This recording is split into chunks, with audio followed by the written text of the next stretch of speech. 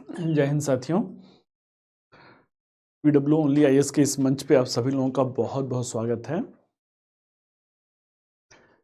चलिए जो है आज भारतीय स्थापत्य कला पर अंतिम भाग हम लोग का है। मीन्स कि this is the lecture number 4 on the Indian architecture. In this segment we would conclude the medieval age architecture and then after we would conclude the modern age architecture. मध्यकालीन किया जाएगा वास्तुकला और आधुनिक जो है वास्तुकला जो है कवर अप किया जाएगा। तो चलिए बच्चों, बड़ी संख्या में मुझे आप लोग का अभिवादन दिख रहा है। आप सभी लोगों के अभिवादन को स्वीकार करते हुए फटाफट हम लोग क्या करेंगे, फटाफट हम लोग आज की क्लासरूम श्रृंखला को आगे बढ़ाएंगे।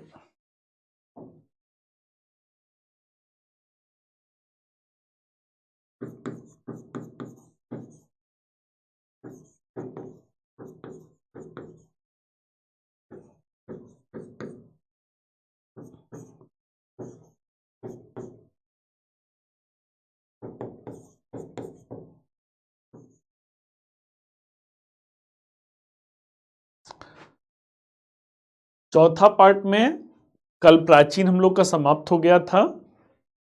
अभी हम लोग कहाँ मूव कर रहे हैं, तो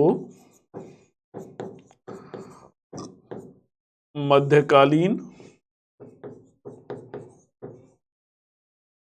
भारतीय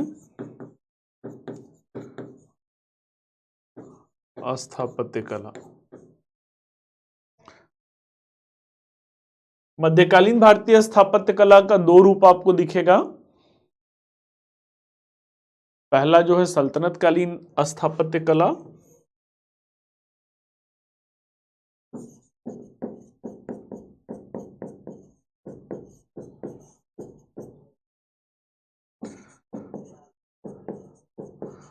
स्थापत्य कला और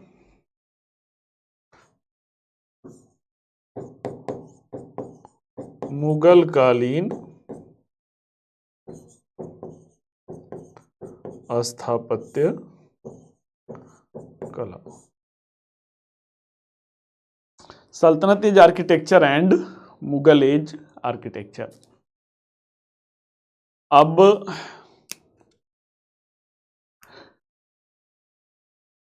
बेटा ये स्टूडियो है ना, स्टूडियो में कहीं से हवा आ नहीं पाता है ना, तो गर्मी लगने लगता है।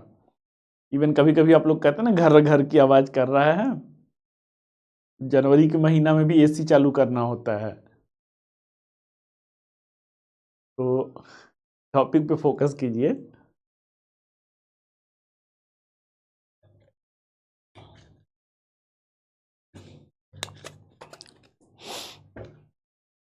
अब देखिए जो मुद्दे की बात है ना,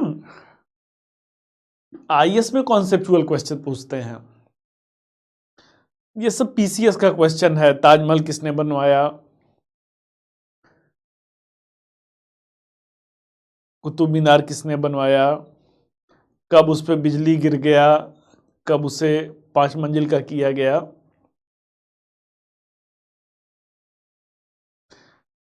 तो इस तरीके से क्या है, इस तरीके से जो है इनफैक्चुअल डेटा की तरफ हम लोग को मूव नहीं करना है। कॉन्सेप्ट का पार्ट यहां पे बहुत इंपॉर्टेंट हो जाता है। मैक्सिमम चीजें मैं जो कवर करूंगा वो कॉन्सेप्ट के बिहाफ पे होगा। बाकी फैक्चुअल डेटा आपको जो है लूसेंट की जो गाइड आती है ना, वहां भी आपको मिल जाएगा कि मोती मस्जिद किसने बनवाया, बीबी का मकबरा किसने बनवाया, ताजमहल किसने बनवाया।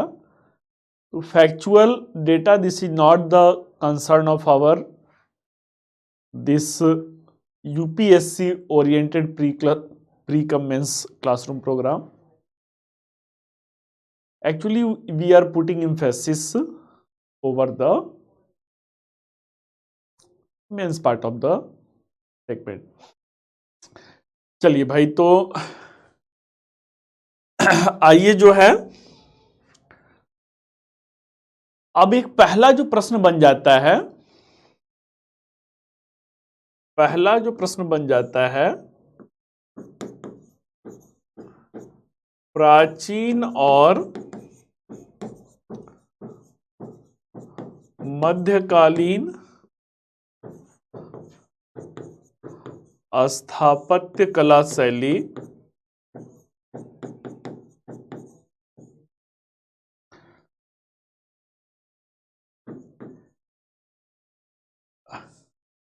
अपने अपने अपने अपने समय काल में विशिष्ट थी, अपने अपने समय काल में विशिष्ट थी। इस कथन के प्रकाश में प्राचीन और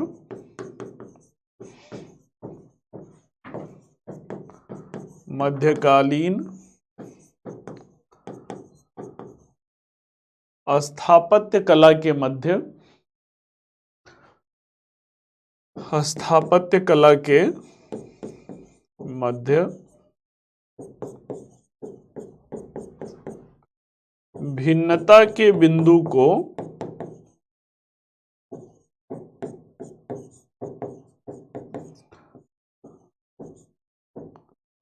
स्पष्ट करें।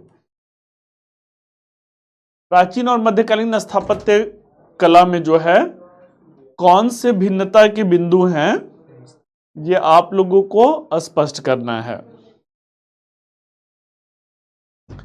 एक प्रश्न और कर लीजिए। अगला प्रश्न है, नेक्स्ट प्रश्न है,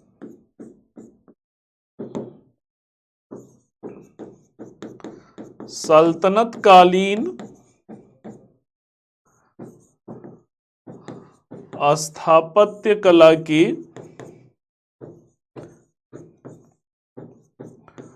मूल विशेषताओं पर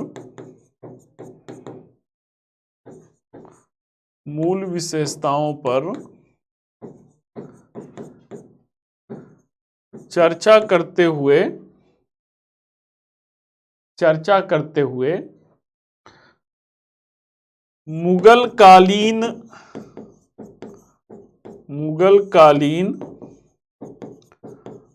स्थापत्य कला में सल्तनत काल की अपेक्षा मुगल कालीन स्थापत्य कला में सल्तनत काल की अपेक्षा निरंतरता के साथ परिवर्तन के बिंदु को स्पष्ट करें। निरंतरता के साथ परिवर्तन के बिंदु को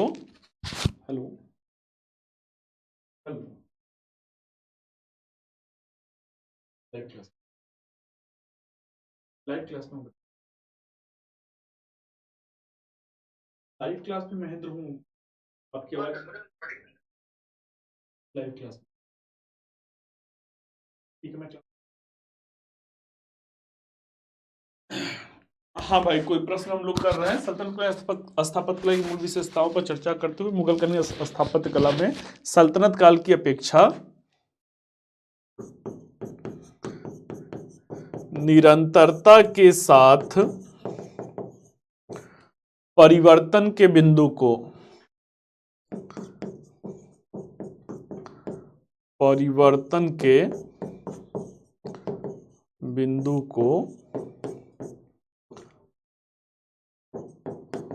सोदाहरण स्पष्ट करें।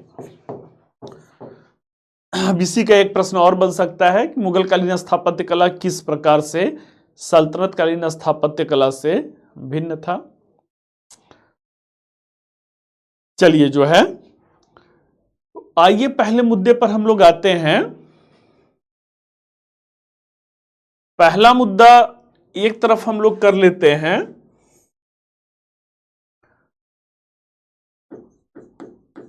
तुलनात्मक बिंदु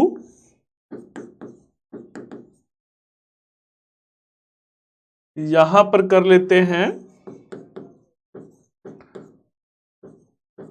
प्राचीन कालीन स्थापत्य कला, और यहां पे कर लेते हैं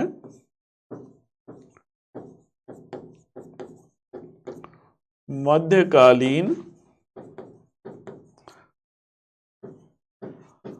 स्थापत्य कला। कॉम्परेटिव एनालिसिस है, in one side this is the ancient age architecture and the second one side this is the medieval age architecture.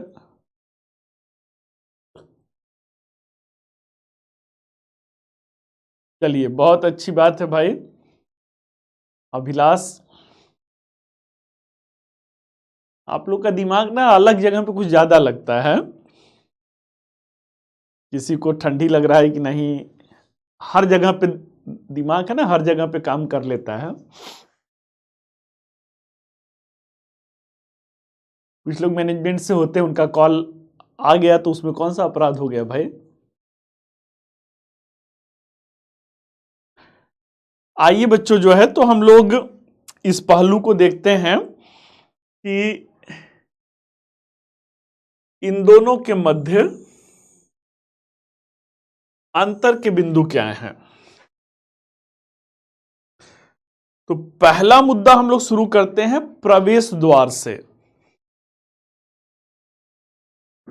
प्रवेश द्वार, इंट्रेंस गेट। फिर से जैसे मैंने, अगर आप लोग को याद आ रहा है, नागर से गांधार कला, मथुरा कला और अमरावती कला का बनवाया हुआ था, कुछ वैसे ही 4-5 पॉइंट पे एनालिसिस कर दूंगा, एकदम क्रिस्टल क्लियर हो जाएगा। ठीक है, तो आइए भाई, प्रवेश द्वार हमारी प्राचीन काल के जो मंदिर होते थे या जो राजमहल भवन होते थे, उनका प्रवेश द्वार कैसा बना होता था। तो ये लिंटन और सहतीर शैली से बना था। लिंटन और सहतीर शैली। अब बेटा मुझे ना घर बनाने वाला मिस्त्री मत समझ लीजिएगा कि हर पहलू को मैं, मिस्त्री है भाई वो बताएगा ना लिंटन क्या होता है, सहतीर क्या होता है। कुछ चीजें रट्टा मारने की होती हैं, ठीक है। बजरंग बली का नाम लेके उससे रट्टा मार जाइए, वो काम कर जाएगा। ठीक है,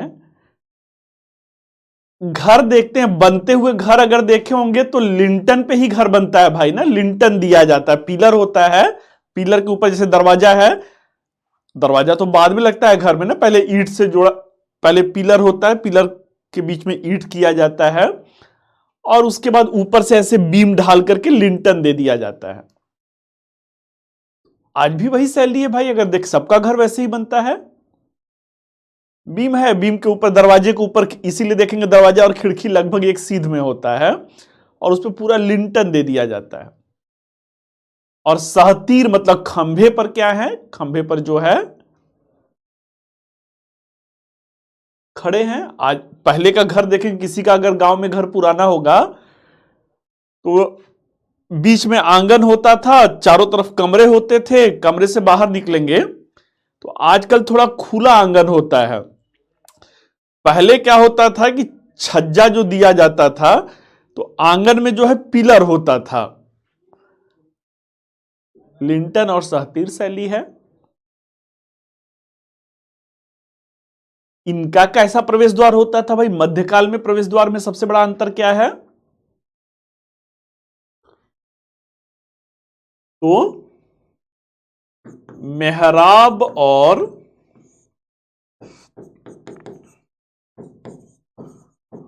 गुंबद होते थे। क्या होता था? मेहराब और गुंबद होता था। गुंबद तो जान ही रहे हैं, मेहराब शायद आप लोगों को आइडिया नहीं होगा। मेहराब जो है उसका आइडिया आई फील कि आप लोग को नहीं होगा। तो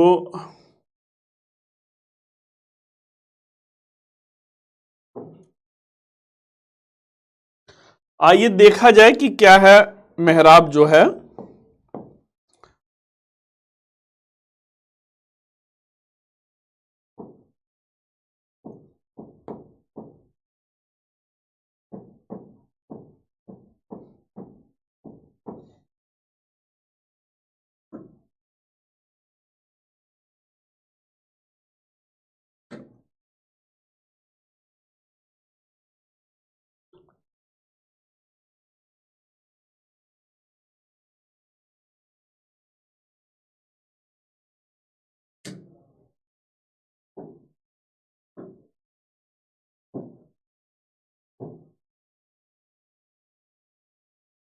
एक सेकंड बेटा ना रुकिए, मैं टेक्निकल स्टाफ को बुलाता हूँ, कुछ पसंद कर रहा है।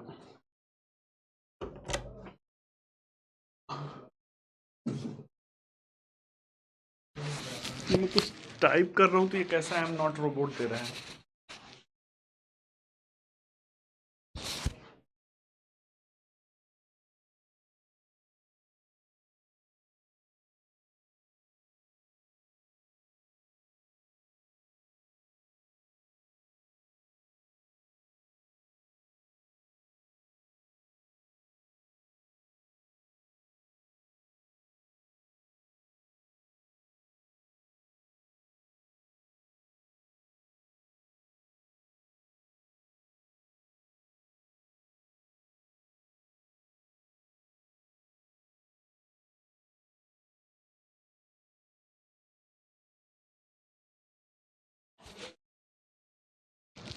चलिए बच्चों, जो है तो आर्च को मेहराब कहते हैं।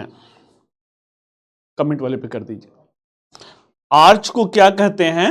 मेहराब कहते हैं। मेहराब क्या होता है ये दिख रहा होगा आपको कि ये जो है किसी भी भवन में, आप मध्यकाल के किसी भी मकबरे में जाइए, मस्जिद में जाइए, किसी भी भवन में जाएंगे तो जो दरवाजा होगा वो क्या है? ये ऐसे जो है मेहराब बने हुए हैं। ये जो है मेहराब बना हुआ है। यहां पे देखिए ये दरवाजे पे ये मेहराब है। हम लोगों की तरह ऐसे फ्लैट नहीं है, लिंटन देकर के ऐसे फ्लैट नहीं है। मेहराब पल्ले पड़ा? मेहराब क्या होता है समझ में आया बेटा?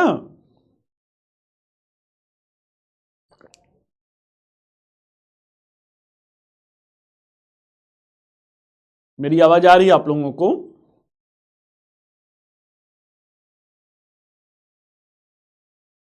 आप लोग आपस वाली बातें मत कीजिए ना, ऐड हो गए हैं कि नहीं हुए हैं। मेरी बात को सुनिए, मैं क्या बोल रहा हूं।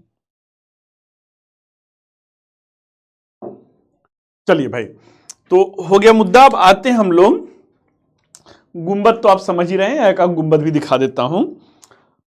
अब अगला आते हैं, अगला मुद्दा है मीनार संरचना। प्राचीन कालीन स्थापत्य कला में मीनार संरचना जो है अनुपस्थित है। प्राचीन किसी मंदिर में, किसी राजमहल में मीनार आपको नहीं दिखेगा। यहां पे क्या दिखेगा? मध्यकाल में उपस्थित। और उपस्थित में क्या है? प्रमुख विशेषता। अब कहीं भी जाइए जो है, वही फिर से मैं कहा ना, मकबरे पे जाइए, मस्जिद पे जाइए, भवन के चारों कोने पे क्या दिखेगा? जैसे मंदिर में उपगर्भगृह होते थे तो ऊंची ऊंची मीनार दिखती थी। तो ये क्या है भाई? अरे कुतुब मीनार मन में सोचेंगे तो मीनार क्या होता है, मीनार सही है भाई ना, मीनार में तो कोई दिक्कत नहीं है ना। अगला आते हैं, अगला मुद्दा है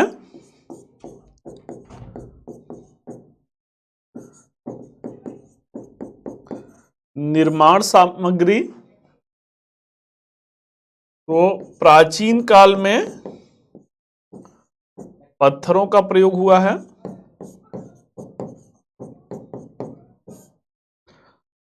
अमूमन आप मंदिर देखेंगे पत्थर का बना हुआ है, राजमहल देखेंगे पत्थर का बना है, स्तूप देखेंगे पत्थर का बना है, स्तंभ जो है पत्थर का बना है। अब मध्यकाल में क्या होता है, पत्थर की जगह अमूमन आपको जो है सफेद संगमरमर का प्रयोग हुआ है। व्हाइट मार्बल का प्रयोग आपको प्रमुखता से दिखना शुरू हो जाएगा।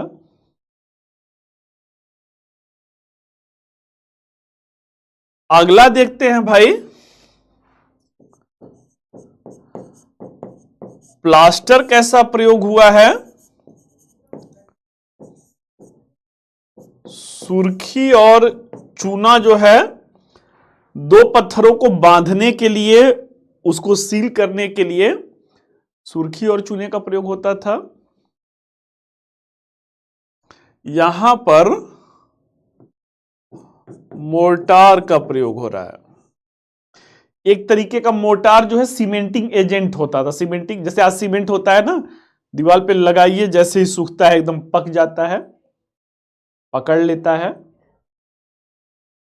तो मोर्टार का प्रयोग करना शुरू किए। अगला है अलंकरण सामग्री क्या है भाई।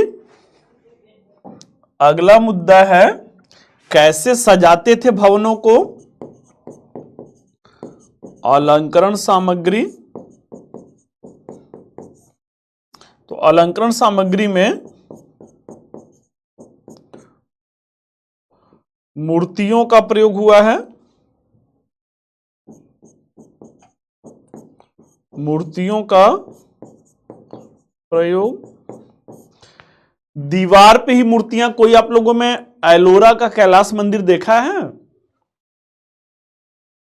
एलोरा का कैलाश मंदिर कोई आप लोगों में देखा है। एक बार मौका मिले बेटा तो उधर भी घूम आइए। दीवारों पर इतनी बारीक मूर्तियों से नक्काशी होता था और उसी से ये अलंकरण मीन्स कि उसको सजाते थे। और जो मूर्तियां होती थी, कोई रामायण की कहानी है, महाभारत की कहानी है, या जो है पुराण की कहानी है,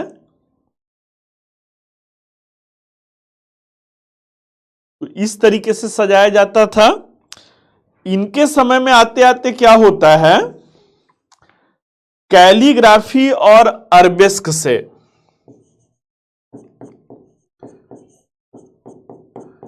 कैलीग्राफी और अरबेस्क क्या होता था, तो अरबेस्क जो है कुरान की आयत होता था। कुरान की जो आयतें अरबी लिपि में लिखा जाता था, और इतने सुंदर, अभी मैं दिखा रहा हूं, इतना सुंदर देखने में लगता था कि सही में। अब भाई अरबी अगर जिसे नहीं समझ में आएगा तो उसे लगेगा कोई नक्काशी ही किया गया है। हाँ बेटा, खजुराहो में भी मूर्तियों के द्वारा अलंकरण किया गया है।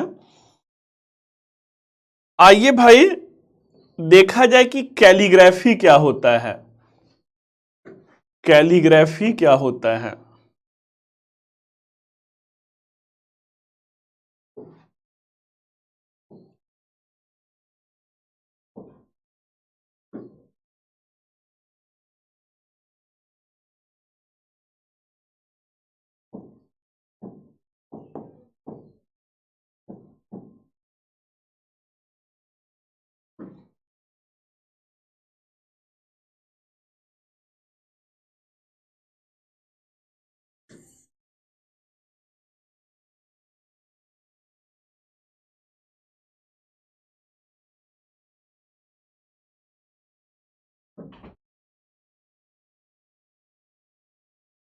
ये देखिए कैलीग्राफी है, यहां पे जो है ये कैलीग्राफी मतलब एक, वो भी एकदम क्लियरली दिखा नहीं रहा है।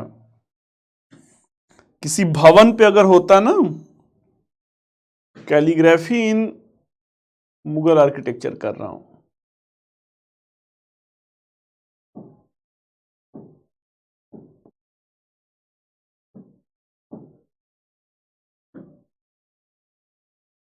हाँ बेटा अब आया, ये देखिए अब ये आपको दिख रहा होगा कि कैलीग्राफी क्या होता है।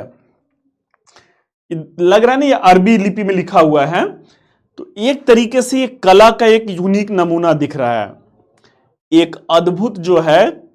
अरे भाई दिख रहा है ना, दीवारों को लग रहा है कैसे सजाया गया है। तो मार्बल से, विभिन्न प्रकार के जो बेशकीमती पत्थर होते थे उससे क्या करते थे, उससे ये भवनों की नक्काशी। अब ये देखिए स्तंभ है, तो यहां पे ये देखिए कैलीग्राफी है, देखने में कितना सुंदर लग रहा है। ये देखिए ये जो प्रवेश द्वार है, तो यहां पर ये कैलीग्राफी है, ये कैलीग्राफी है। तो ये क्या है भाई, अरबी लिपि में जो है कुरान की जो आयतें हैं सुलेखन किया जाता था। आगे बढ़ते हैं बच्चों, अगला जो मुद्दा है, परिसर क्षेत्र कैसा होता था। परिसर, परिसर मतलब जो कैंपस होता था, तो ये अपेक्षाकृत सकरा था। अपेक्षाकृत सकरा मतलब कंपैरेटिवली इट वाज कंजस्टेड। हाँ भाई अरबी लिपि बोल रहा हूं ना, तो ये कुछ लिखा हुआ है, अब चूंकि अरबी हम लोग को समझ में नहीं आता है, वो कुछ लिखा हुआ था। अरबी भाई हम लोग नहीं पढ़े हैं। इनका क्या है भाई, तो मध्यकाल का जो परिसर होता था, कैंपस होता था, यह बृहद परिसर होता था। कॉम्परेटिवली जो है बहुत ही ह्यूज कैंपस में इसे बनाया जाता था।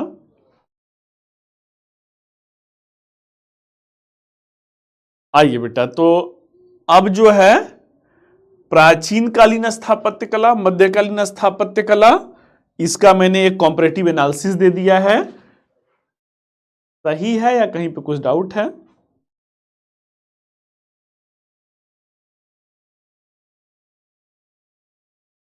ये बेटा मामला सही है, बहुत ही सिंपल तरीके से बांटा गया है।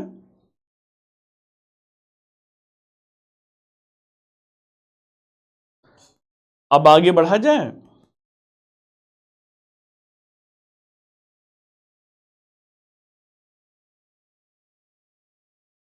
अगर डाउट नहीं है तो आगे बढ़ा जाए। अगला जो मुद्दा हो जाता है,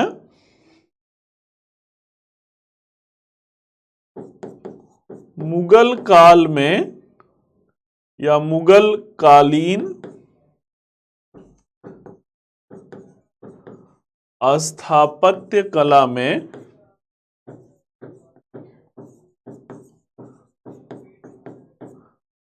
परिवर्तन के तत्व।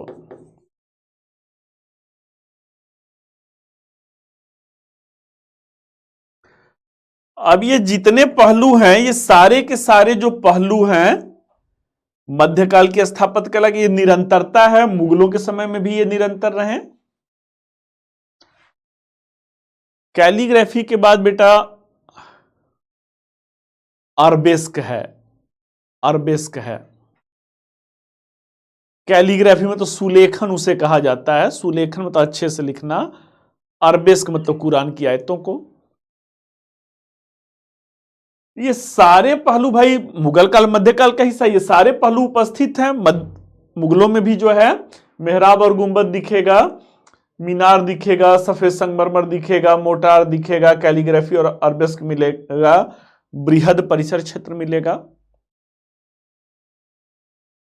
जितने साधारण तरीके से आपको समझा दिया जाए, असल में सिद्धास्तता वही है भाई कि बच्चों को कला और संस्कृति समझ में आ जाए। मुगल काल में परिवर्तन के तत्व क्या हैं? तो परिवर्तन के जो तत्व हैं, पहला जो है चार बाग शैली, अगला जो है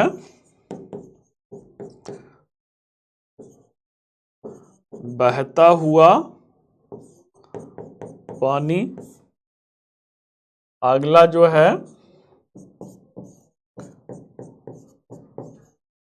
पित्राड्यूरा तकनीक, अगला जो है भवनों में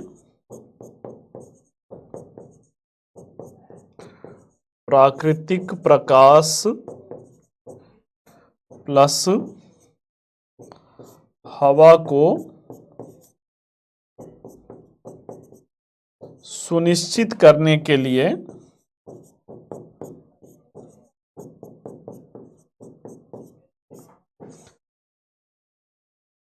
जाली नुमा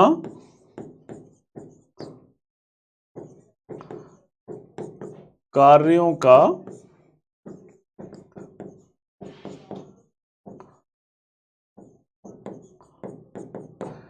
ये प्राचीन काल में भी जाली बनाए जाते थे। पहले के जमाने में बिजली था नहीं भाई, तो हवा तो आना ही चाहिए, प्रकाश घर के अंदर आना ही चाहिए। तो ये मुगलों के द्वारा नवीन विशेषताओं को अपने समय काल में जोड़ा गया। अब मुद्दे की बात है कि चार बाग शैली किसे कहते हैं? चार बाग शैली किसे कहते हैं भाई, उसे देख लिया जाए।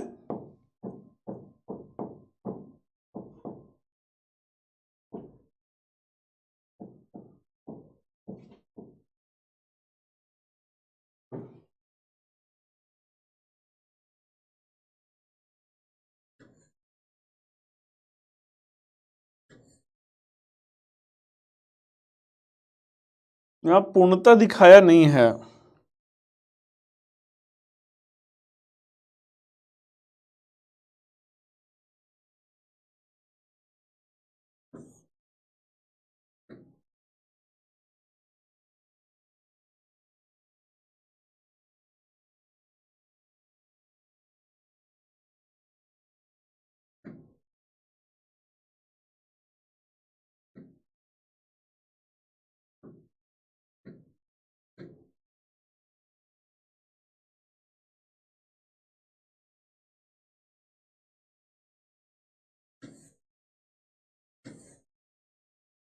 यहां भी बेटा दिखाया नहीं हुआ है। चल अच्छा, हाँ दिखाया है, ठीक है, मिल गया। इसको देखिए चार बाग शैली बोलेंगे। ध्यान से देखिएगा ये क्या है? ये चार बाग शैली है। अब कोई भी भवन बना है, अभी मैंने कहा ना कि अपेक्षाकृत बृहद कैंपस में बना होता था, तो इस तरीके से क्या है, इस तरीके से जो है ताजमहल क्या गया, कहीं भी हुमायूं के मकबरा से ये शुरू हुआ था। चार बाग शैली जो है हुमायूं टॉम से शुरू हुआ था, तो हुमायूं टॉम तो यही दिल्ली में ही है, किसी दिन जाइए देखाइए। तो भवन को सुंदरता प्रदान करने के लिए ये क्या करते थे, पूरे कैंपस को चार भागों में बांट देते थे। पूरे कैंपस को ये चार भागों में बांट देते थे। तो अब ये देखिए यहां पे ये एक नाली बना हुआ है, एक जो है ऐसे करके नाली बना हुआ है। इस नाली में क्या है, बहता हुआ पानी है, फ्लोटिंग वाटर है। अब बच्चों कल आप लोगों ने द्राविड़ शैली में देखा था कि वाटर टैंक होता था, जलकुंड होता था। नागर और द्राविड़ शैली में भिन्नता आपने देखा था ना। तो जो जलकुंड होता था, जलकुंड में तो पानी स्थिर रहेगा। मुगलों के समय में ये चार बाग शैली, ये नाली बन जाने से क्या है, एक दो तीन चार, पूरा कैंपस जो है, पूरा जो आगे का खाली क्षेत्र है वो चार भागों में बट गया। 4 भागों में बंट गया तो सभी भागों में क्या होता था, विविध प्रकार की फूल पत्तियां लगती थी और विविध प्रकार की फूल पत्तियों से भवनों की सुंदरता में 4 चांद लग जाते थे। यही बेटा दिल्ली के राष्ट्रपति भवन में मुगल गार्डन है। फरवरी में, जनवरी लास्ट फरवरी में वो खुलता है। 15 दिन से लगभग 1 महीने के लिए खुला रहता है। कभी अगर दिल्ली में रहते हैं तो जाइए, राष्ट्रपति भवन तो देखना ही अपने आप में। आईएएस बनेंगे तब जाएंगे आप भाई। आईएएस बनने के बाद राष्ट्रपति भवन का जो दरबार हॉल है उसमें आप सबको बुलाया जाता है। मुगल गार्डन में जाइए, मुगल गार्डन में एक से बढ़कर एक जो है आपको फूल के नमूने दिखेंगे जो गार्डन है। 4 बाग में इन चारों उसमें जो है खानों में क्या करते थे, विभिन्न किस्म की फूल पत्तियों से भवन की जो संरचना है उसमें 4 चांद लगता था। अब बहता हुआ पानी का क्या मतलब है, कुछ तो उसका प्रतीक होता होगा भाई ना। जरा बताइए बेटा, ये बहता हुआ पानी का क्या मतलब हो सकता है। मुगल स्थापत्य में जो नवीनता है, सल्तनत काल में ये चीजें नहीं थी। बहता हुआ पानी का मतलब क्या हो सकता है, उसका प्रतीकात्मक अर्थ क्या हो सकता है।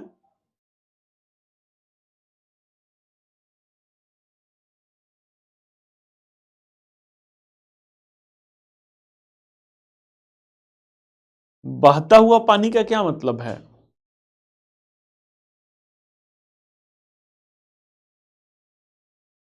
बगीचे में पानी अच्छा, कुछ तो उसका मतलब रहा होगा भाई ना। बहता हुआ पानी, स्वच्छता। देखिए जिसका जैसा दिमाग होगा उस तरीके से वो बताएगा। पानी अपना रास्ता बना लेता है चाहे कितना भी कठिनाई हो, इसलिए जो है बहता हुआ पानी।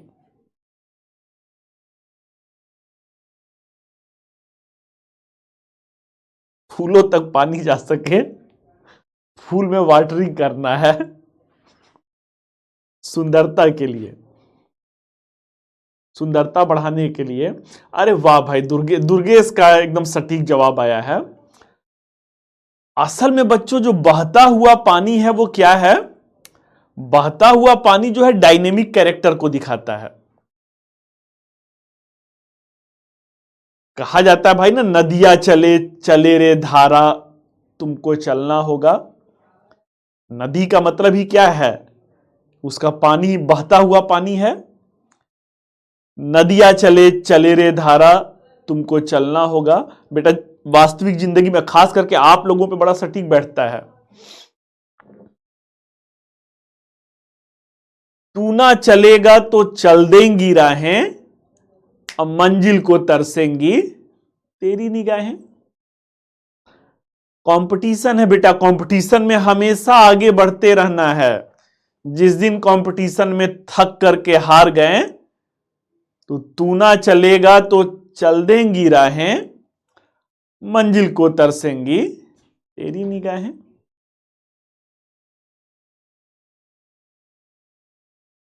तो जो बहता हुआ पानी है वो डायनेमिक कैरेक्टर को दिखाता है। डायनेमिक कैरेक्टर मतलब जीवन में एक ऊर्जा को दिखाता है, जीवन में एक उमंग को दिखाता है। तो मुगलों ने क्या किया भाई, इसे अपनी संरचना में इंट्रोड्यूस किया। अब अंतिम मुद्दे पर आते हैं, पिट्रा ड्यूरा क्या है। पिट्रा ड्यूरा क्या है।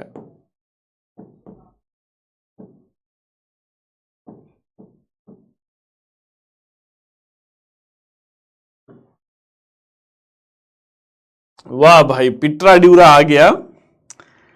जब देख करके ऐसा लग रहा है बेटा तो ये सही में कैसा होगा। जब देख करके ऐसा लग रहा है तो सही में कैसा होगा। नीलम पुखराज और ये क्या कहा जाता है, माणिक और वो मूंगा, ये सब पत्थर होते हैं, नाम सुने हैं। कभी कभी लोग कहते हैं नीलम पुखराज पहने हो क्या। वो जो ज्योतिषी होते हैं ना, ज्योतिषी जो है बताते हैं ना कि भाग्य नहीं साथ दे रहा है तो नीलम पहन लो, पुखराज पहन लो। वो बेटा रत्ती में आता है, रत्ती में आता है। और रत्ती में लाख रुपया से ऊपर का, इतना छोटा सा पत्थर आएगा, लाख रुपए के ऊपर का आएगा। मुगल काल की जो समृद्धि थी, मुगल काल का जो समृद्धि का आलम था, मैंने पहले भी बताया था आप लोग को ना कि विश्व की 25% अर्थव्यवस्था मुगल काल में भारत में थी। आज अमेरिका के पास विश्व का लगभग 19% अर्थव्यवस्था है। अमेरिका किसी भी बात में समृद्धि का प्रतीक अमेरिका को माना जाता है। सुपर पावर के रूप में, समृद्धि के प्रतीक के रूप में अमेरिका के पास विश्व का 19% है, मुगलों के पास 25% था। अब मैंने बेटा कहा कि हाथ में पहनने के लिए पत्थर नहीं मिलता है, लाखों रुपए का आता है। वो समृद्धि थी कि दीवारों में ये पत्थर जो है, जो दुनिया के बेशकीमती पत्थर होते थे, वो दीवारों में सजाने के लिए जड़े गए होते थे। अगर महसूस करना है तो गुजरे जमाने की एक पिक्चर है। आपके पिता उताजी भी उस समय पैदा नहीं रहे हुए होंगे। आपके दादाजी के जमाने की बेटा पिक्चर है। पिक्चर का नाम ही है मुगले आजम। उस पिक्चर का नाम ही मुगले आजम है। पहले ब्लैक एंड व्हाइट का जमाना था, तो ब्लैक एंड व्हाइट में मतलब कलर सिनेमा नहीं आता था, ब्लैक एंड व्हाइट आता था। अब उसका जो है 3D एनिमेशन करके, जो है एनिमेशन नहीं, 3D टेक्निक से उसे कलर किया गया है। यूट्यूब पर भी अगर आप देखेंगे तो एक बड़ा ही पॉपुलर गीत के बोल हैं, जब प्यार किया तो डरना क्या। आप बेटा आज मेरे कहने से आप गाने के बोल पे मत जाइएगा, आप जो है उसके पीछे की जो मुगल राजमहल की जो सुंदरता आपको दिखेगी, उसके पीछे का जो मुगल राजमहल की भव्यता दिखेगी।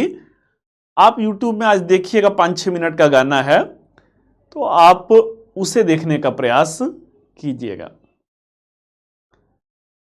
तो ये क्या था? ये पित्रादिउरा तकनीक थी भाई। इसी लाल किला में दीवाने आम और दीवाने खास हुआ करता था।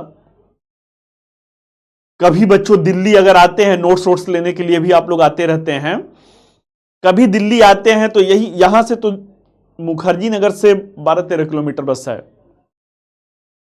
जाइए, नादिर शाह जो आक्रमण किया था 1739 में, जो नादिर शाह आक्रमण किया था, कोहिनूर वाली कहानी तो मैंने आपको सुनाया ही था।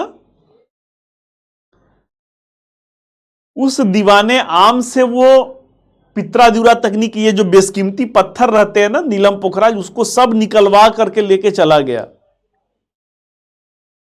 सब निकलवा करके लेकर चला गया। लेकिन उसके बाद भी दीवाने आम और दीवाने खास की सुंदरता आप देखेंगे, ये सारे बेशकीमती पत्थर निकल चुके हैं, लेकिन उसके बाद भी देखेंगे तो वो अलग ही नजारा है।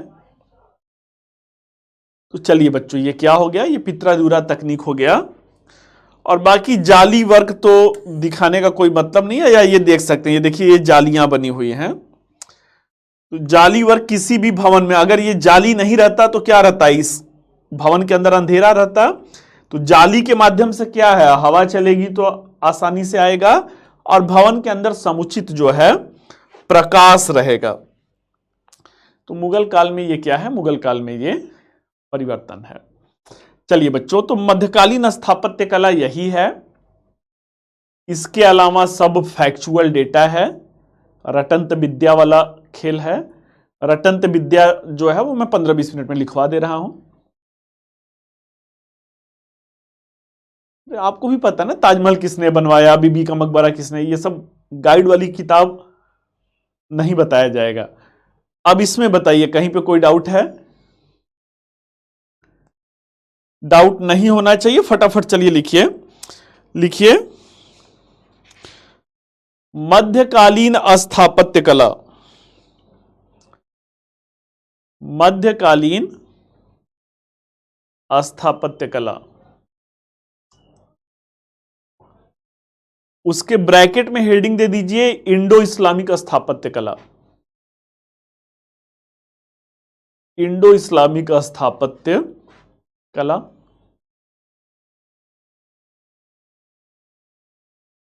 लिखिए, इंडो इस्लामिक स्थापत्य कला को दो भागों में, इंडो इस्लामिक स्थापत्य कला को दो भागों में विभाजित करके, दो भागों में विभाजित करके अध्ययन किया जाता है। दो भागों में विभाजित करके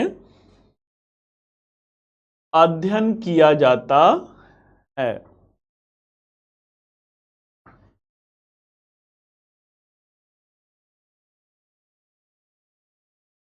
जो कि क्रमशः सल्तनत कालीन स्थापत्य कला, जो कि क्रमशः सल्तनत कालीन स्थापत्य कला और मुगल कालीन स्थापत्य कला,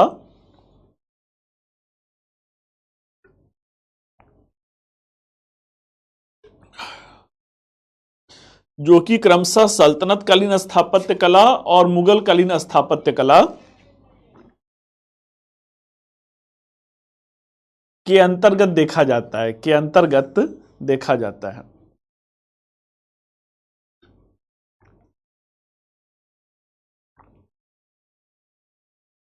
सल्तनत कालीन स्थापत्य कला का विकास, हेडिंग दे दीजिए, सल्तनत कालीन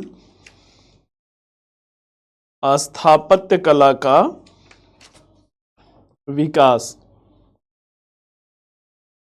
क्रमिक विकास के लिए, सल्तनत कालीन स्थापत्य कला का क्रमिक विकास। लिखिए, सल्तनत कालीन स्थापत्य कला से,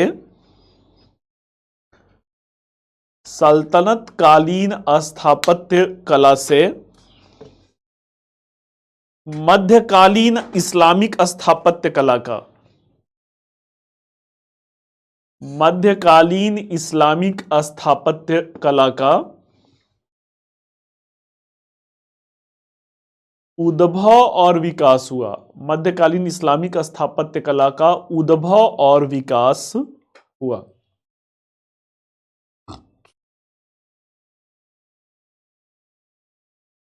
फुल स्टॉप। प्रारंभिक मुस्लिम शासकों ने, प्रारंभिक मुस्लिम शासकों ने अपने शुरुआती वर्षों में, प्रारंभिक मुस्लिम शासकों ने अपने शासन के शुरुआती वर्षों में भारतवर्ष पर राजनैतिक नियंत्रण, अपने शासनकाल के शुरुआती वर्षों में भारतवर्ष पर राजनैतिक नियंत्रण को प्राथमिकता दिया।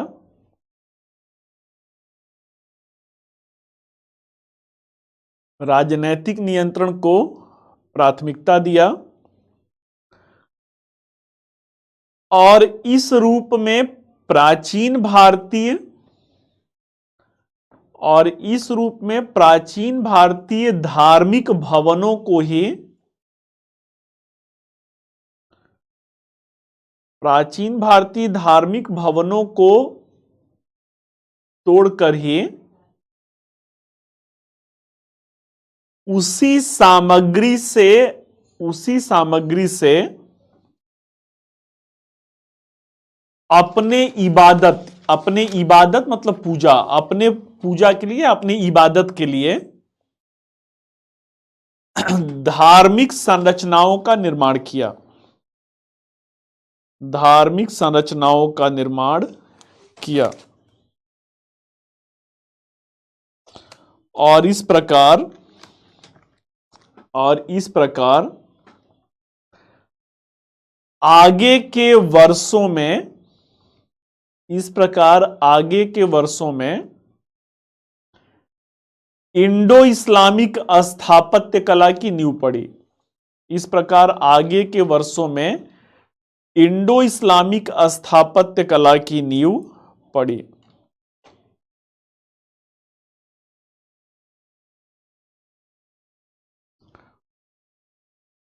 लिखिए, गुलाम वंश में, गुलाम वंश में बलबन के पूर्व, गुलाम वंश में बलबन के पूर्व अवास्तविक, अवास्तविक मतलब नॉन रियलिस्टिक या नॉन साइंटिफिक, अवास्तविक घुमावदार मेहराब का निर्माण होता था, अवास्तविक घुमावदार मेहराब का निर्माण होता था। परंतु सर्वप्रथम, परंतु सर्वप्रथम बलबन के मकबरे से, परंतु सर्वप्रथम बलबन के मकबरे से वास्तविक और वैज्ञानिक मेहराब निर्माण की परंपरा, वास्तविक और वैज्ञानिक मेहराब निर्माण की परंपरा की शुरुआत हुआ, वास्तविक और वैज्ञानिक मेहराब निर्माण की परंपरा की शुरुआत हुआ। नेक्स्ट पॉइंट लिखिए, खिलजी वंश के समय काल में, खिलजी वंश के समय काल में भवनों को नवीन मजबूती देने के लिए, भवनों को नवीन मजबूती देने के लिए हेडर्स और स्ट्रेचर्स शैली का, हेडर्स और स्ट्रेचर्स, ये इंग्लिश वर्ड है, हेड मतलब सिर होता है ना, हेडर्स और स्ट्रेचर शैली का निर्माण हुआ, हेडर्स और स्ट्रेचर शैली में निर्माण हुआ।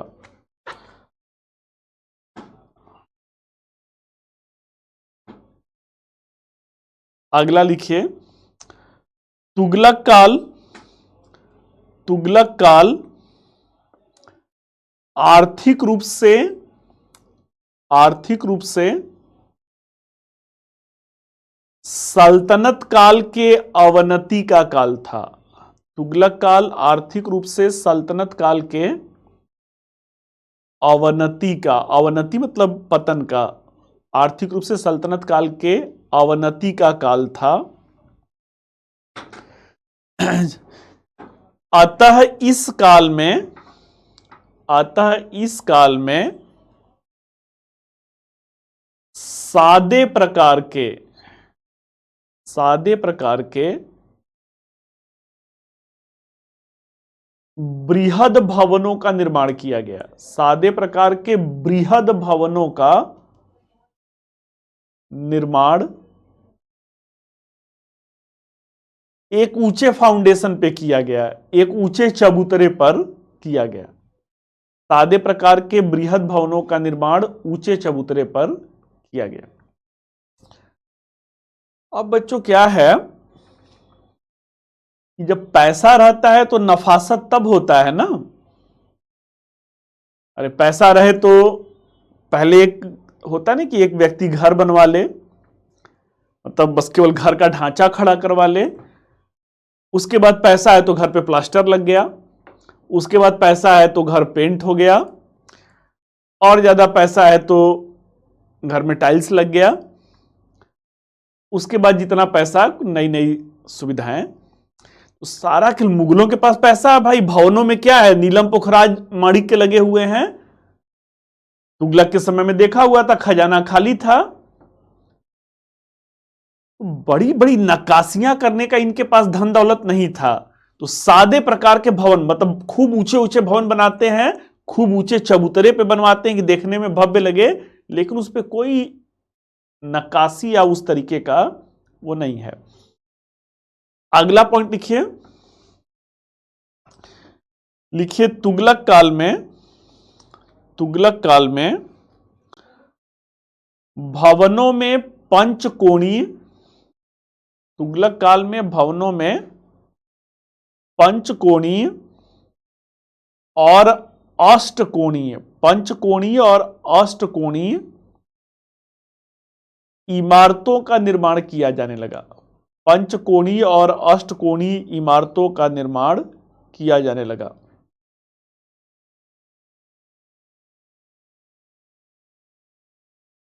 उदाहरण के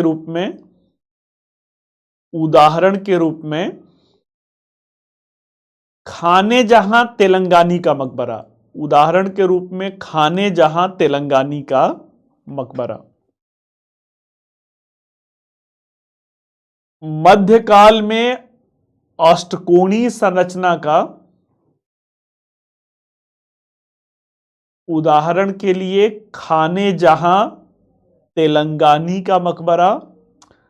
मध्यकाल में अष्टकोणीय मकबरे का या अष्टकोणीय संरचना का प्रथम उदाहरण है। अष्टकोणीय मतलब ऑक्टागोनल होता है।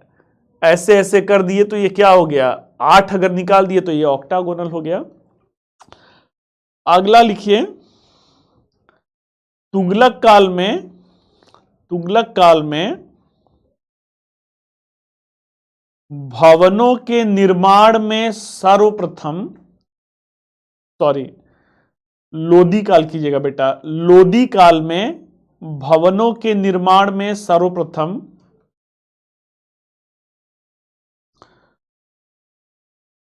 दोहरे गुंबद का प्रयोग। ये बहुत ही इंपॉर्टेंट है, पूछा भी गया है। लोदी काल में भवनों के निर्माण में सर्वप्रथम दोहरे गुंबद का प्रयोग सिकंदर लोदी के मकबरे में किया गया। दोहरे गुंबद का प्रयोग सिकंदर लोदी के मकबरे में किया गया।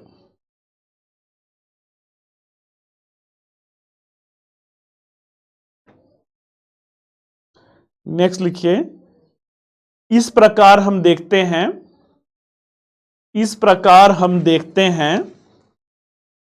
कि सल्तनतकालीन स्थापत्य कला, इस प्रकार हम देखते हैं कि सल्तनतकालीन स्थापत्य कला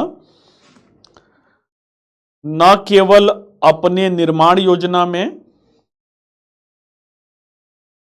सल्तनतकालीन स्थापत्य कला न केवल अपने निर्माण योजना में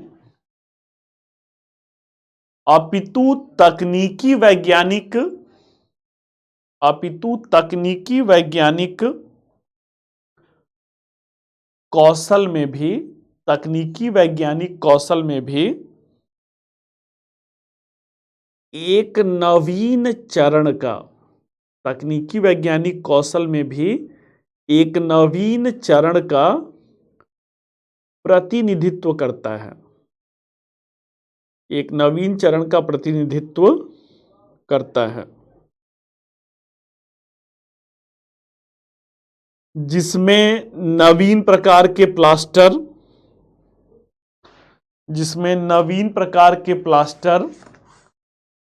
और पच्चीकारी का प्रयोग किया गया। नवीन प्रकार के प्लास्टर और पच्चीकारी का प्रयोग किया गया।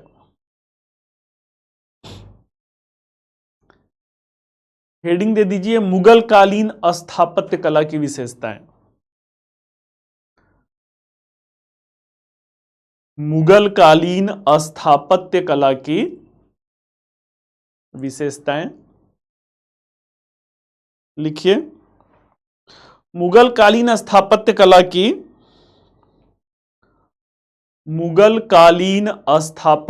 की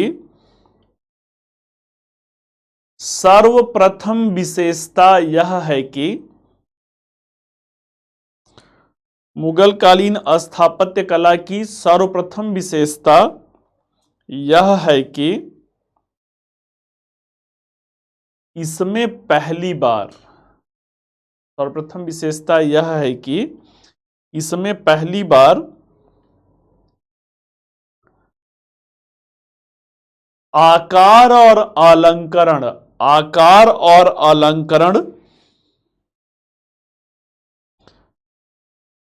की विविधता, आकार और अलंकरण की विविधता निर्माण कार्यों में देखा गया।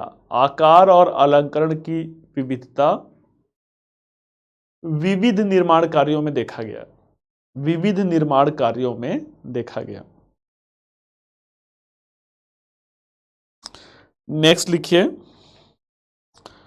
मुगल कालीन स्थापत्य कला, मुगल कालीन स्थापत्य कला समन्वित समन्वित हिंद इस्लामिक, समन्वित हिंद इस्लामिक सांस्कृतिक परंपरा का,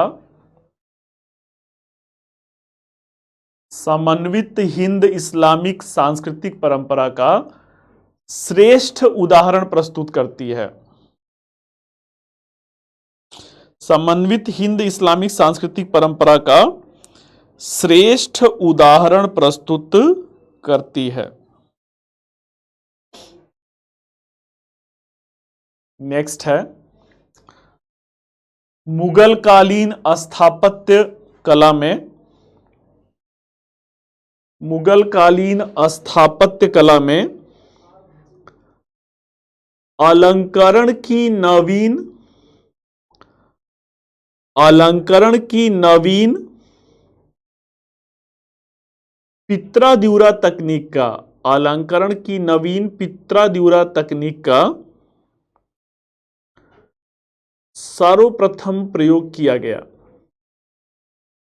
अलंकरण की नवीन पित्राद्युरा तकनीक का सर्वप्रथम प्रयोग किया गया। इसके अंतर्गत,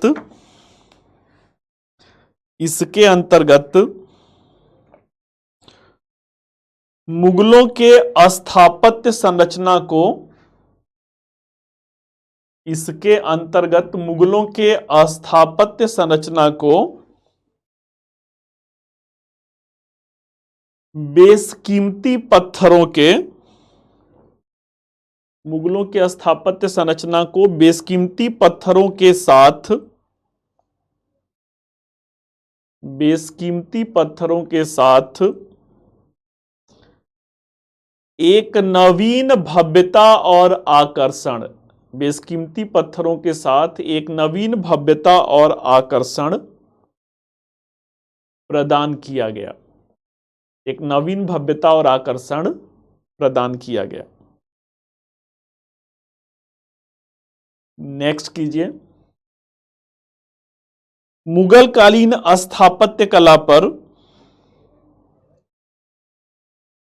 मुगल कालीन स्थापत्य कला पर क्षेत्रीय स्थापत्य कला शैलियों का, क्षेत्रीय स्थापत्य कला शैलियों का प्रभाव स्पष्टतः देखा जा सकता है। क्षेत्रीय स्थापत्य कला शैलियों का प्रभाव स्पष्टतः देखा जा सकता है।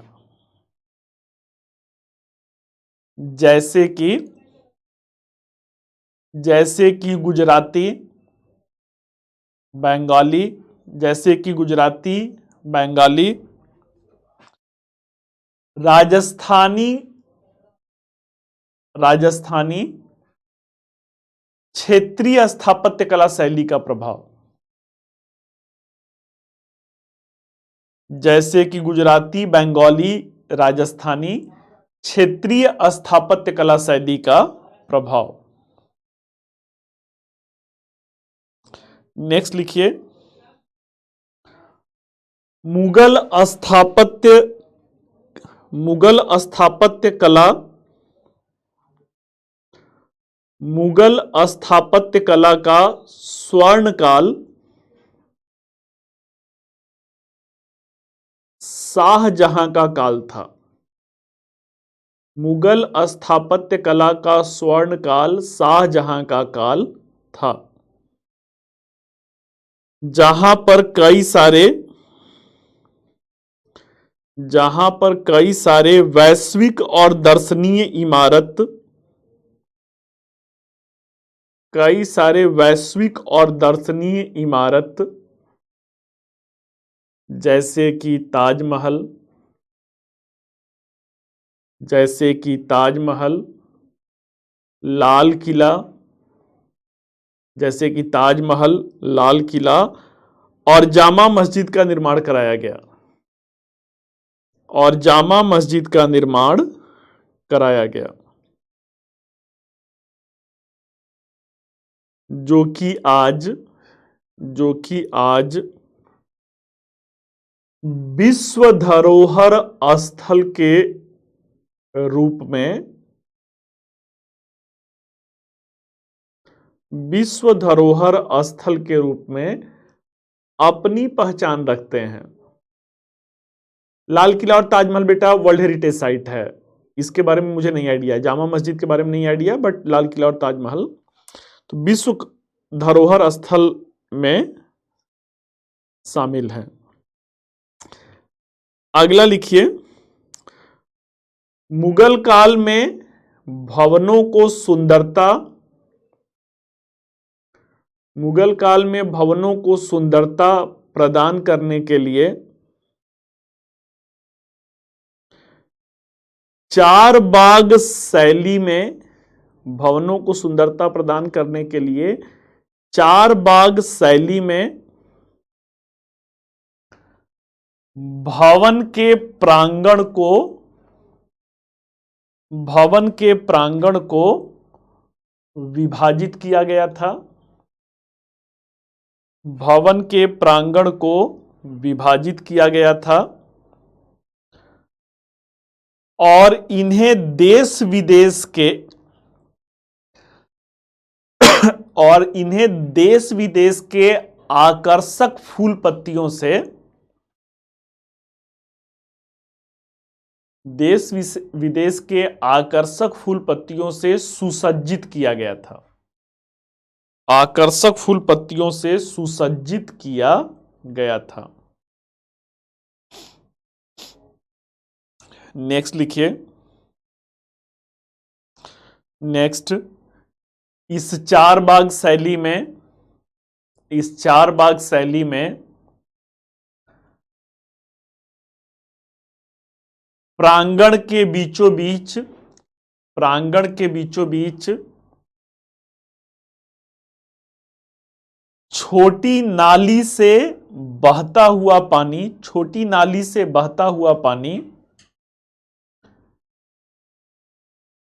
एक नवीन और गतिशील ऊर्जा का परिचायक था, एक नवीन और गतिशील ऊर्जा का परिचायक था।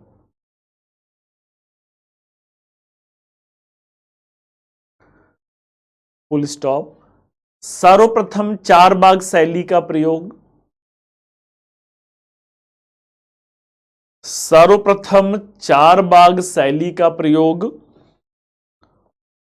हुमायूं के मकबरे में हुआ था, सर्वप्रथम चार बाग शैली का प्रयोग हुमायूं के मकबरे में हुआ था। नेक्स्ट, भवनों को सजा, नेक्स्ट है मुगलों में अंतिम है, भवनों को सजाने के लिए, भवनों को सजाने के लिए मुगलों ने पित्रादिउरा तकनीक का प्रयोग किया, मुगलों ने पित्रादिउरा तकनीक का प्रयोग किया, जिसका सर्वप्रथम उदाहरण, जिसका सर्वप्रथम उदाहरण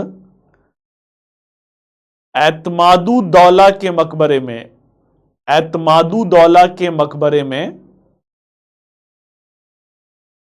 ये नूरजहां के पिता रहते हैं एतमादुद्दौला, एतमादुद्दौला के मकबरे में, आगरा में, ताजमहल से पीछे है, एतमादुद्दौला के मकबरे में देखने को मिलता है, एतमादुद्दौला के मकबरे में देखने को मिलता है। चलिए बच्चों, तो मुगल काल और सल्तनत काल जो है समाप्त हुआ। अब एक छोटा सा पहलू है, एक छोटा सा पहलू है आधुनिक भारत की स्थापत्य कला।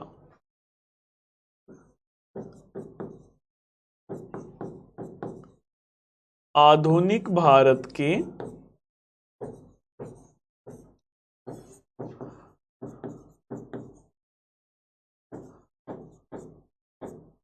आधुनिक भारत मत करके आधुनिक ब्रिटिश भारत कर लीजिएगा। अंग्रेज ही हमारे ऊपर शासन किए थे भाई ना। आधुनिक ब्रिटिश भारत की स्थापत्य कला, या आधुनिक भारत भी करेंगे तो इतिहास पढ़ रहे हैं, मतलब अंग्रेजों के जमाने तक 1947 तक यह स्थापत्य कला। तो इसमें जो है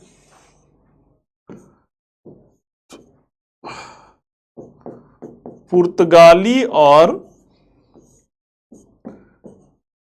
जो फ्रेंच रहते हैं, इन्होंने क्या किया, तो पुर्तगाली और फ्रेंच ने आइबेरियन शैली के भवन बनाए।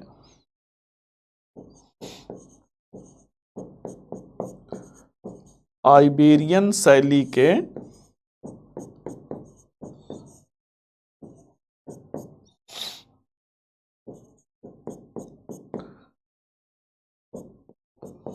भवनों का निर्माण कराया। आइबेरियन शैली में पुर्तगाली क्या करते हैं भाई, पुर्तगाली जो हैं व्यापारिक कोठियों का निर्माण करते हैं, और फ्रेंच जो रहते हैं नवीन नगर योजना लाते हैं। फ्रेंच जो नवीन नगर योजना लाते हैं उसमें एक नवीन शैली का प्रयोग हुआ था, कार्टेजियन ग्रिड प्रणाली शायद रहता है।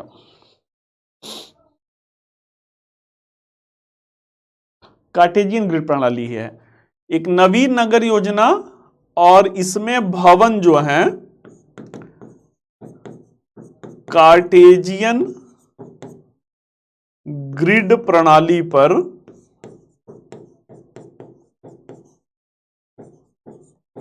निर्मित थे।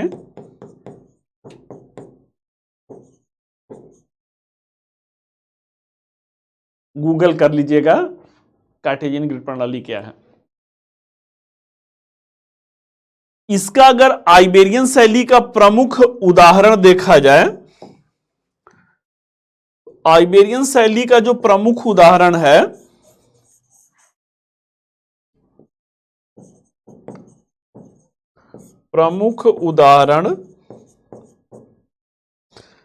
सेंट कैथेड्रल चर्च है।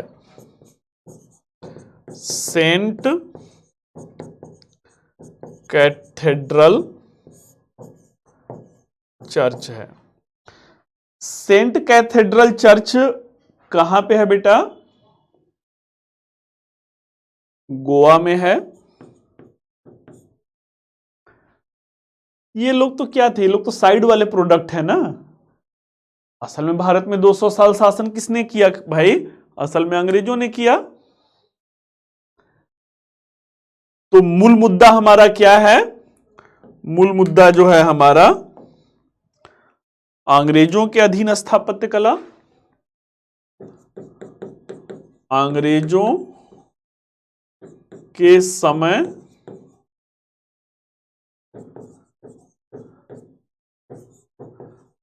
नवीन स्थापत्य कला।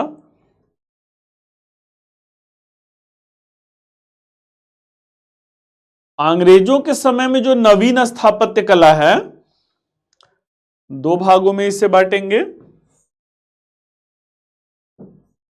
पहला कौन सा है, तो पहला जो है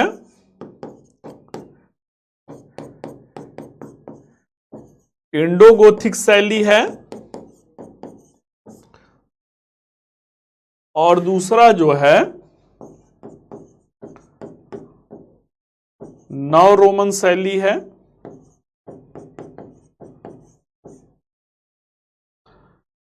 Indo Gothic school of architecture and neo Roman school of architecture.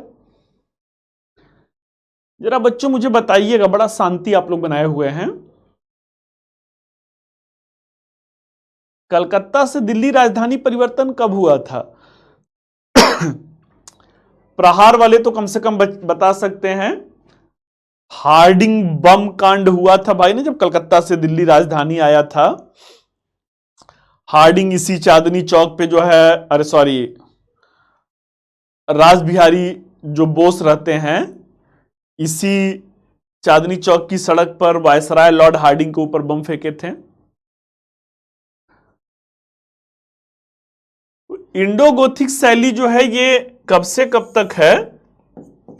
तो 1757 से 1911 ईस्वी है। नव रोमन शैली जो है 1912 से 1947 ईस्वी है।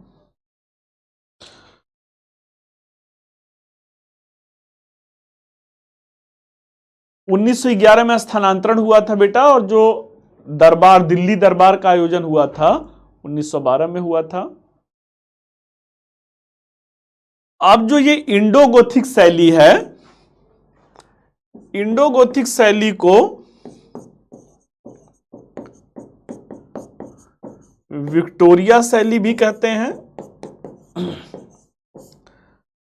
और इस विक्टोरिया शैली की विशेषता क्या है? अंग्रेजों के समय में जब बेटा राजधानी कह सकते हैं कलकत्ता प्रेसिडेंसी ही रहता है, वही डोमिनेटिंग रहता है। जब तक ये कलकत्ता में रहते हैं 1911 तक कौन सी शैली है? इंडो गोथिक शैली है। इस शैली को विक्टोरिया शैली भी कहते हैं। विशेषता क्या है? तो विशेषता जो है, नुकीलेदार मेहराब, नुकीलेदार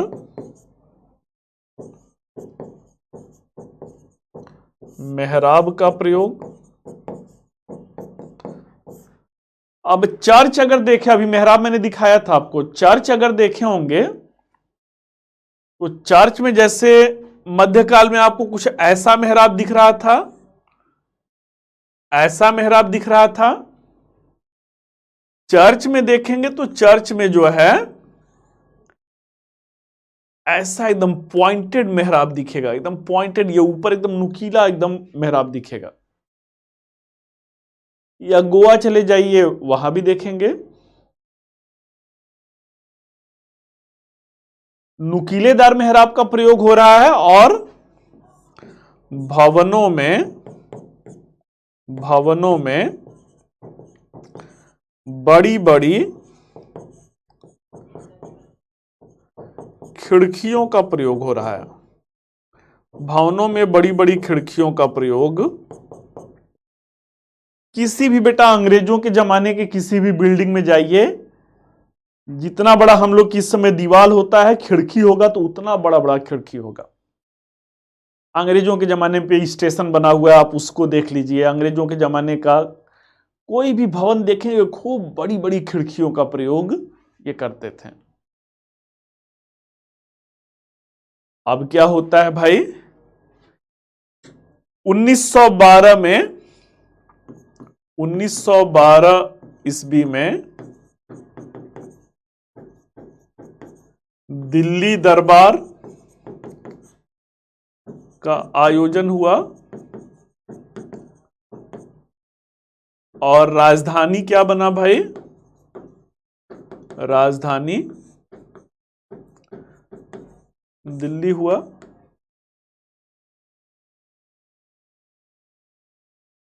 अब राजधानी दिल्ली हुआ तो दो नाम याद रखना है, बस दो नाम याद रखना है। यहां पे कौन है? तो यहां पर हर्बर्ट बेकर हैं, हर्बर्ट बेकर हैं, और एडवर्ड लुटियंस हैं, एडवर्ड लुटियंस हैं। हर्बर्ट बेकर और एडवर्ड लुटियंस जो हैं, इन लोगों ने क्या किया, लुटियन जोन ही, राष्ट्रपति भवन का जो पूरा क्षेत्र है उसे लुटियन जोन ही कहते हैं। क्यों कहते हैं? एडवर्ड लुटियंस ने उसकी पूरी निर्माण योजना बनाई थी। इन लोगों ने क्या किया? हर्बर्ट बेकर और एडवर्ड लुटियंस ने जो राजधानी दिल्ली है यहां पर नवीन भवनों का निर्माण कराया। नवीन भवनों का निर्माण कराया। और जो ये नवीन भवन है इसमें क्या है भाई? तो इसमें राष्ट्रपति भवन है, इसमें संसद भवन है, राष्ट्रपति भवन है, संसद भवन है, और इसमें जो है सुप्रीम कोर्ट है। सुप्रीम कोर्ट के भवन जो हैं, इंडिया गेट है। इन भवनों को आप कैसा देखेंगे? इन भवनों को या तो आप वृत्ताकार देखेंगे, या तो गोलाकार देखेंगे, या तो जैसे संसद भवन है, क्या है वो? वृत्ताकार बना हुआ है। सुप्रीम कोर्ट क्या है? वृत्ताकार बना हुआ है। तो ये क्या है बेटा? ये नव रोमन शैली की विशेषताएं हैं। चलिए काम खत्म हुआ, फटाफट लिख लीजिए हेडिंग दे। बस बहुत ये आसान है, आधुनिक वाला जो है बहुत ही आसान है और बहुत ही छोटा है, इसके अलावा कुछ है नहीं। एक दो उदाहरण है, लिखवा देता हूं। हेडिंग दे दीजिए आधुनिक स्थापत्य कला। आधुनिक स्थापत्य कला, उसमें नीचे हेडिंग दे दीजिए पुर्तगाली प्रभाव। पुर्तगाली प्रभाव लिखिए। आधुनिक भारत में सर्वप्रथम पुर्तगाली भारत आए। आधुनिक भारत में सर्वप्रथम पुर्तगाली भारत आए और अपने साथ कला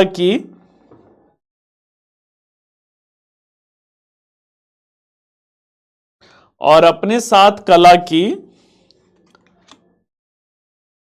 आइबेरियन शैली का प्रचलन किया। अपने साथ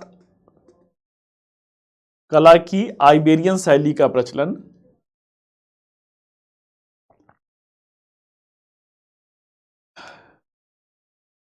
नेक्स्ट है, आरंभ में पुर्तगालियों ने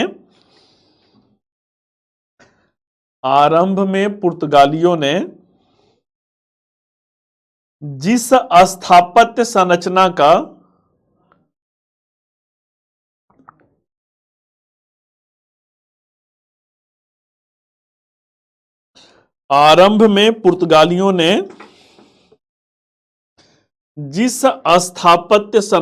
का भारत में निर्माण करवाया, जिस स्थापत्य संरचना का भारत में निर्माण करवाया, उसमें व्यापारिक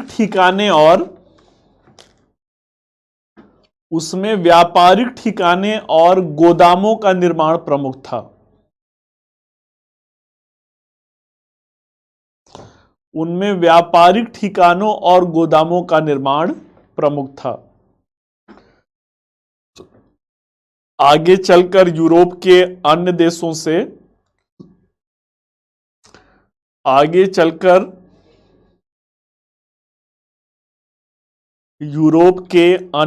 से बढ़ती प्रतिस्पर्धा को देखते हुए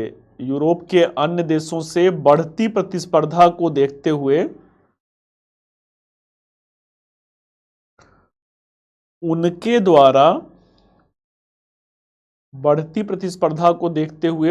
द्वारा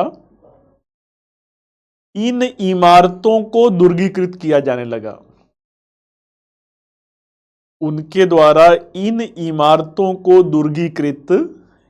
जाने लगा।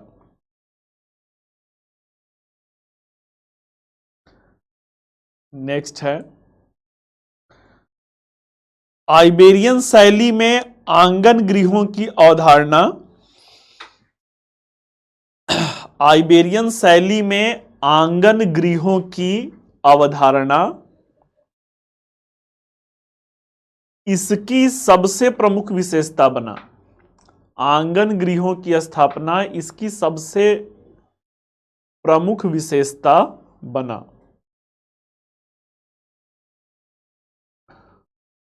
उदाहरण के लिए सेंट कैथेड्रल चर्च, उदाहरण के लिए सेंट कैथेड्रल चर्च।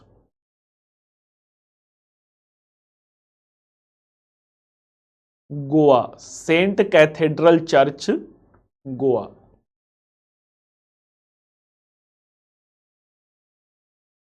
हेडिंग दे दीजिए फ्रांसीसी प्रभाव, फ्रांसीसी प्रभाव।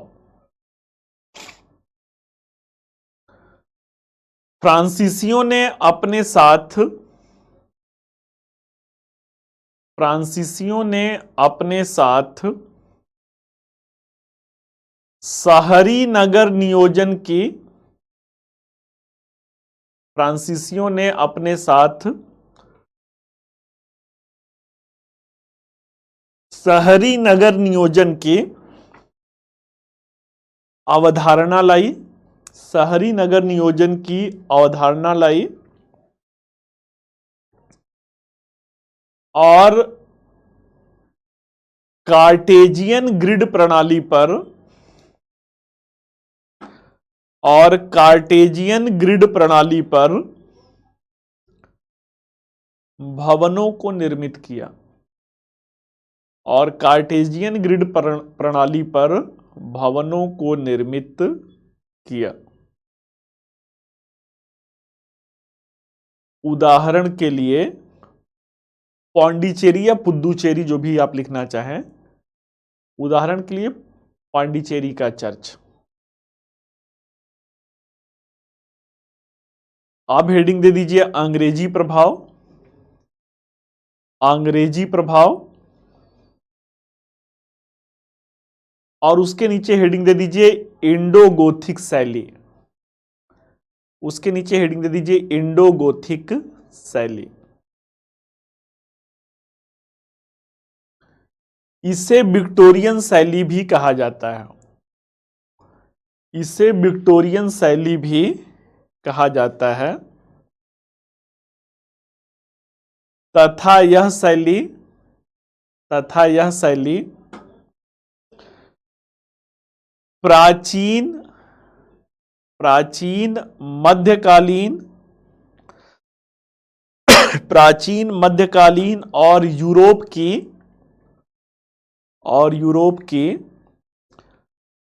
गोथिक शैली का अनूठा मिश्रण था, और यूरोप की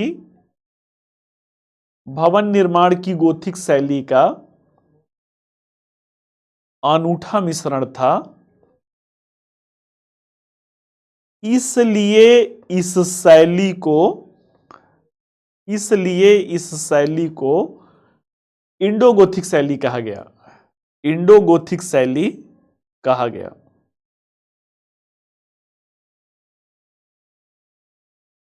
नेक्स्ट लिखिए गोथिक शैली में निर्मित भवन, गोथिक शैली में निर्मित भवन इंडो इस्लामिक शैली के निर्मित भवनों की, गोथिक शैली में निर्मित भवन इंडो इस्लामिक शैली में निर्मित भवनों से, इंडो इस्लामिक शैली में निर्मित भवनों से इनकी दीवारें पतली थीं, इनकी दीवारें पतली थीं। अगला पॉइंट कीजिए, इंडो इस्लामिक स्थापत्य कला के, इंडो इस्लामिक स्थापत्य कला के वक्राकार मेहराबों की जगह, इंडो इस्लामिक स्थापत्य कला के वक्राकार मेहराबों की, वक्राकार बेटा जैसे गुंबद है तो ऐसे वक्र की तरह है, मेहराब है तो ऐसे वक्र की तरह है, वही पॉइंट आप लिख रहे हैं। इंडो इस्लामिक स्थापत्य कला के वक्राकार मेहराबों की जगह इस शैली में निर्मित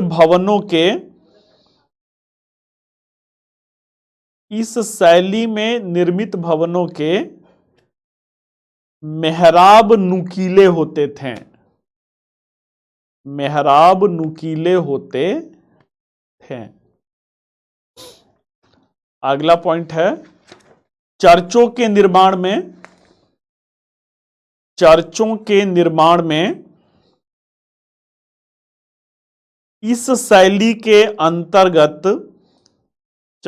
निर्माण में इस शैली के अंतर्गत भवन योजना क्रूसीफाइड था। चर्चों के निर्माण में इस शैली के अंतर्गत भवन योजना क्रूसीफाइड था।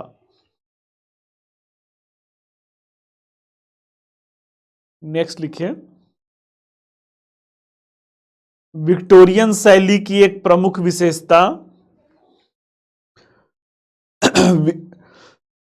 विक्टोरियन शैली की एक प्रमुख विशेषता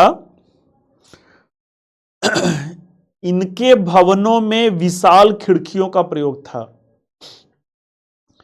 इनके भवनों में विशाल खिड़कियों का प्रयोग था।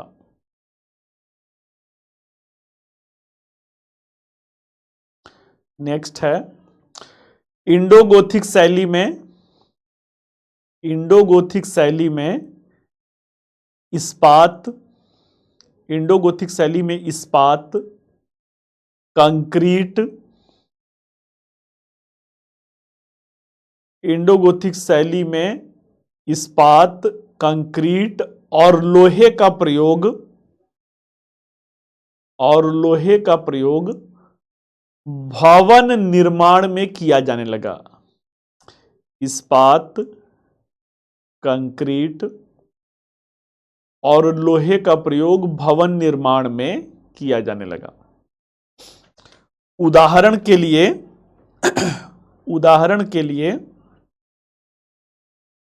कलकत्ता का विक्टोरिया मेमोरियल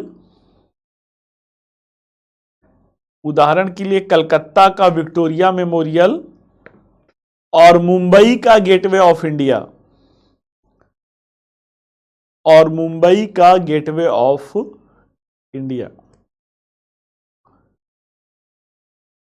हेडिंग दे दीजिए नव रोमन शैली।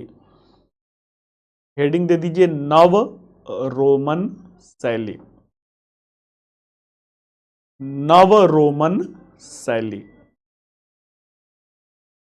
पहला पॉइंट लिखिए, 1911 के उपरांत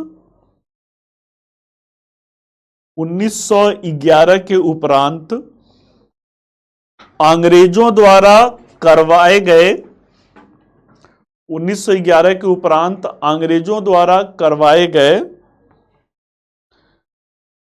निर्माण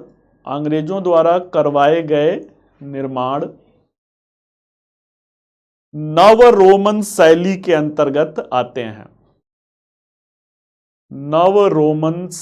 के अंतर्गत आते हैं। नेक्स्ट है दिल्ली से कलकत्ता राजधानी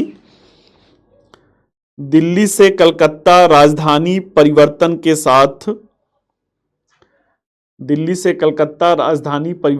साथ एडविन लुटियंस और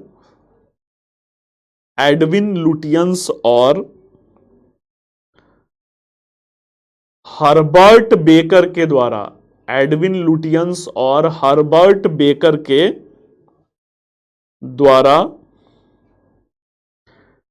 निर्माण कार्य करवाए जाने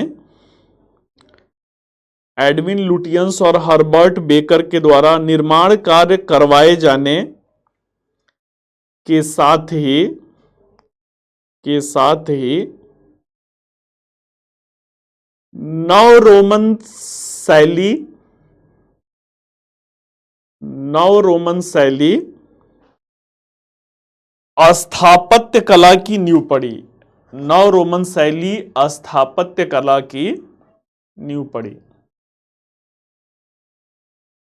भाई इतना सन्नाटा तो मैं जीएस बैच में देखा ही नहीं था। जगे हैं बेटा कि सो गए हैं? अगर जगे हैं तो कुछ एक आध कमेंट कर दीजिए कि मुझे लग जाए कि थोड़ा बहुत कुछ हो रहा है,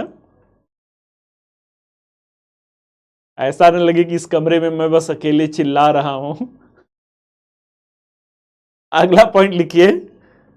नेक्स्ट पॉइंट है, यह वास्तुकला शैली पूर्व के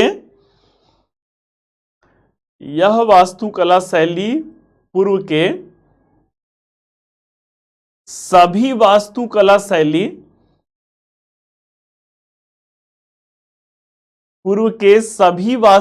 शैली का मिश्रण था।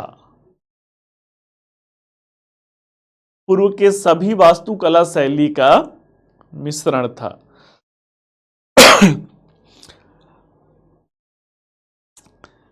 इसमें निर्मित भवनों में, इस शैली में निर्मित भवनों में,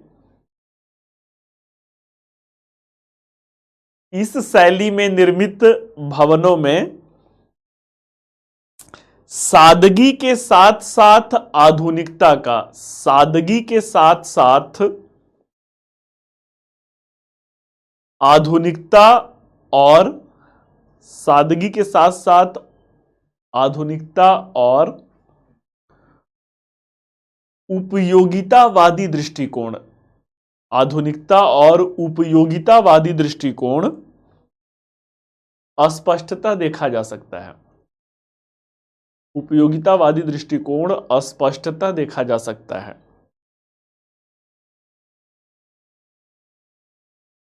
नेक्स्ट है, भवन निर्माण योजना में, नेक्स्ट है बच्चों, बस 2 पॉइंट और बचा है। भवन निर्माण योजना में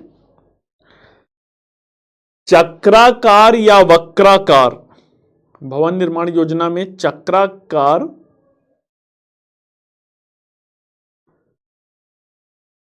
और वक्राकार, चक्राकार और वक्राकार भवनों पर अधिक बल दिया गया है।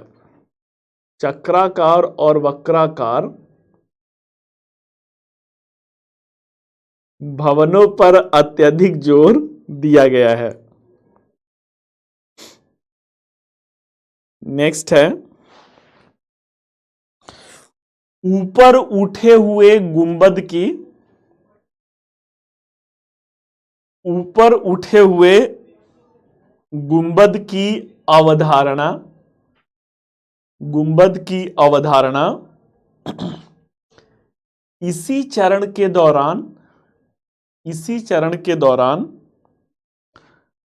राष्ट्रपति भवन के शीर्ष पर बने, इसी चरण के दौरान राष्ट्रपति भवन के शीर्ष पर बने गुंबद में देखा जा सकता है, गुंबद में देखा जा सकता है। अब बेटा एक पॉइंट और लिखवाऊंगा, ऑल द बेस्ट लिख दिए, इसका मतलब एक पॉइंट और लिखवाऊंगा। चलिए अब अंतिम पॉइंट फिर लिखिए। इस चरण में निर्मित प्रमुख इमारतें, इस चरण में निर्मित प्रमुख इमारतें लुटियन जोन्स में स्थित, प्रमुख इमारतें लुटियन जोन्स में स्थित संसद भवन, लुटियन जोन्स में स्थित संसद भवन, राष्ट्रपति भवन और इंडिया गेट हैं। संसद भवन, राष्ट्रपति भवन और इंडिया गेट हैं। चलिए बच्चों, तो एक बड़ा ही महत्वपूर्ण यूनिट के रूप में भारतीय स्थापत्य कला था। 4 लेक्चर इस पे कंप्लीटली हम लोगों को लगे समाप्त करने में। कल हम लोग भारतीय चित्रकला की तरफ बढ़ा जाएगा और उसके ये भी बहुत ही इंपॉर्टेंट शुरुआती जो 5 यूनिट होगा वो बैक टू बैक बहुत ही मोस्ट इंपॉर्टेंट, 5 नहीं 6 यूनिट जो होगा बैक टू बैक बहुत, या आर्ट एंड कल्चर बेटा सब इंपॉर्टेंट है, ठीक है, तो सब में बड़े अच्छे से कीजिएगा। चलिए फिर कल मिलते हैं हम लोग इसी समय इसी मंच पर। Till then all the best, thank you.